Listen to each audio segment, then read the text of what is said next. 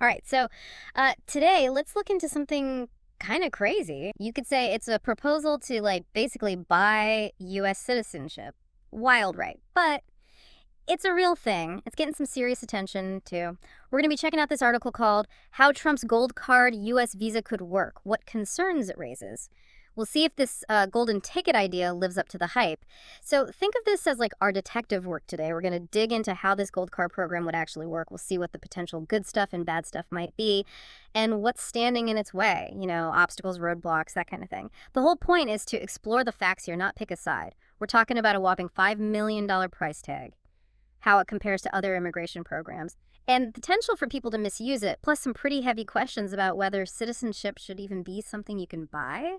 It's definitely gotten people talking, that's for sure. It's a very thought-provoking idea and one that stirred up a ton of debate. As someone who's spent years studying immigration policy and the economic side of things, I can tell you this one's got a lot going on, a lot of layers. Okay, color me intrigued. So let's start with the basics.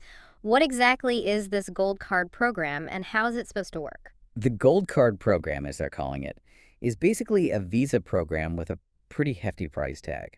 For $5 million, people from other countries could get a visa that gives them permanent residency in the U.S., and that would pave the way for them to eventually become citizens. The catch is that it would replace the current EB-5 investor visa program. Wait, so replace it completely. That's a huge change. Can you remind me how the EB-5 program works again? Sure. The EB-5 program, which started back in 1990, grants green cards to foreigners who invest at least $1.05 million in American businesses. And here's the important part. They have to create at least 10 jobs along the way that focus on job creation. That's like a core part of the EB-5 program. So you're saying the gold card would just get rid of that job creation requirement? Like if someone's got $5 million, they could just buy their way in. I gotta say, that raises some eyebrows for me, at least. You've hit on one of the biggest points of disagreement, I guess you could say.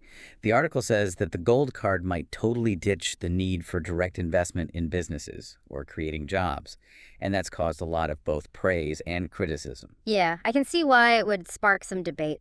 So what are the arguments for a program like this? What do people see as the good stuff? People who like the idea, they say the gold card could be a big boost for the economy. They think it would attract those super rich folks, high net worth individuals, as they call them, who would pour money into the U.S. economy, boost investment, and maybe even help the economy grow faster.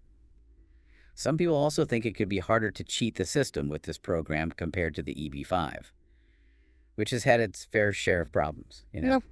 Okay, that makes sense at first glance, at least. But couldn't having all these super wealthy people coming in also have some unforeseen consequences? Like, wouldn't it drive up prices and make things less affordable for regular Americans? That's a good point. There's definitely a risk that a program like this could make inequality worse, especially in areas like housing and education.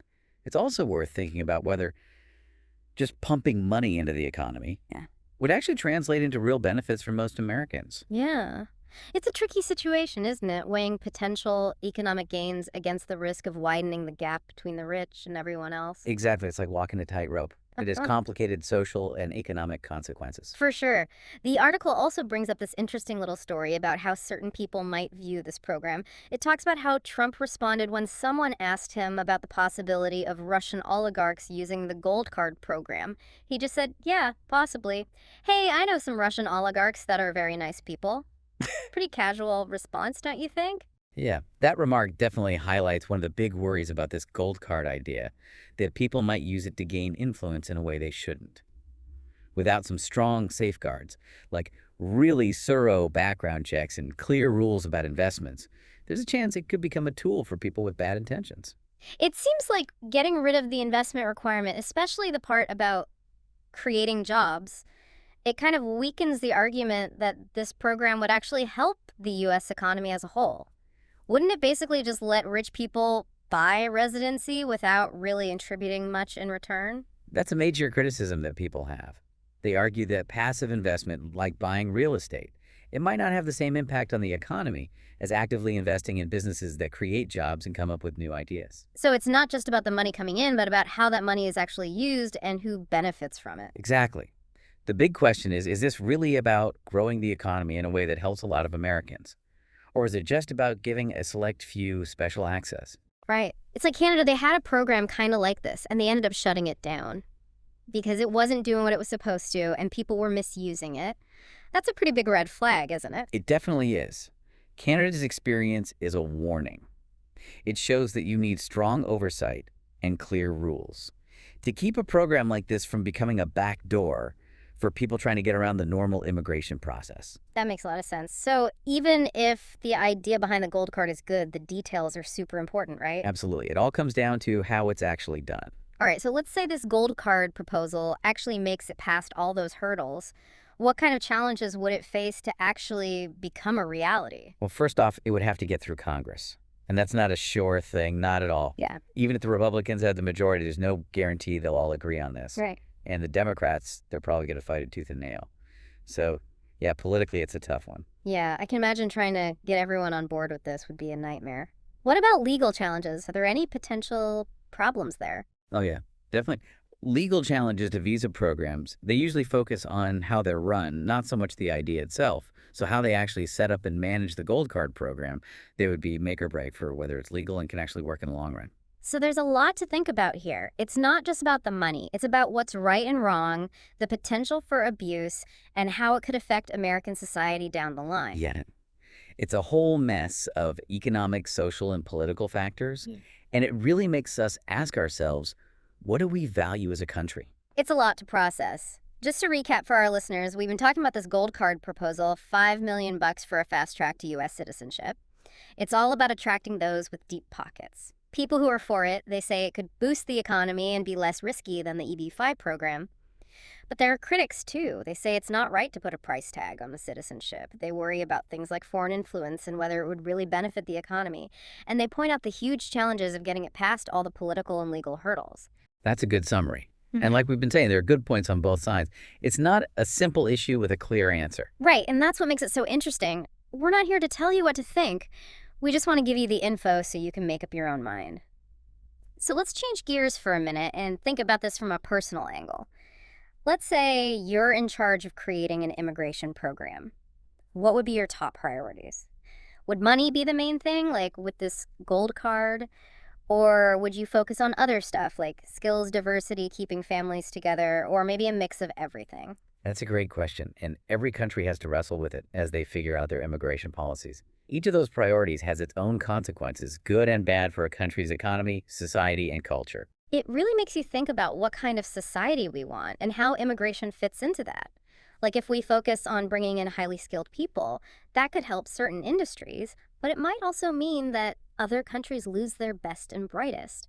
And if we make it easier for families to reunite, that could strengthen communities, but it might also put a strain on things like social services. It's a balancing act. Exactly. There are always trade-offs.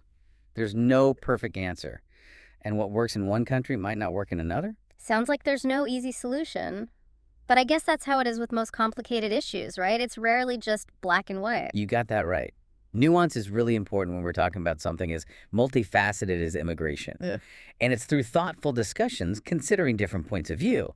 That's how we can hopefully come up with policies that work for both the country and the people who are looking for a new home.